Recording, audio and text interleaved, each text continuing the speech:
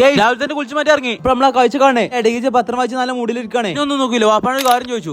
പെരുന്നാൾ പൈസ ഞങ്ങൾക്ക് പെരുന്നാളല്ല ഓണത്തിനാ പൈസ. വാപ്പ ഒരു വാപ്പയാണ്.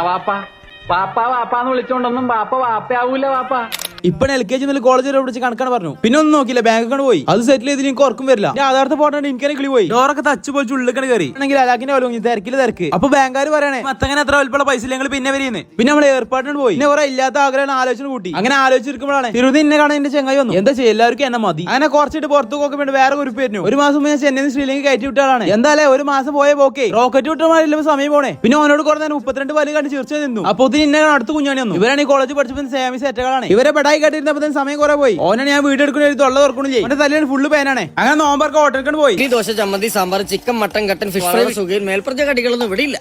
അങ്ങനെ നോമ്പറത്ത് മലപ്പുറത്ത് പോയി.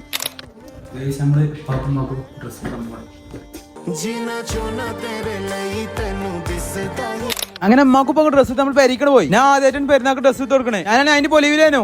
വാപ്പ രാവിലെ പറഞ്ഞ നമ്മൾ മറന്നേ പണം പോട്ടെ സ്നേഹം വരട്ടെ. അങ്ങനെ കൊടുത്തു. അങ്ങനെ മണി വിളിച്ച് ഉമ്മാക്കും കൊടുത്തു. ഹോലു ഹാപ്പി, നമ്മള് ഹാപ്പി. അപ്പൊ ഓക്കെ.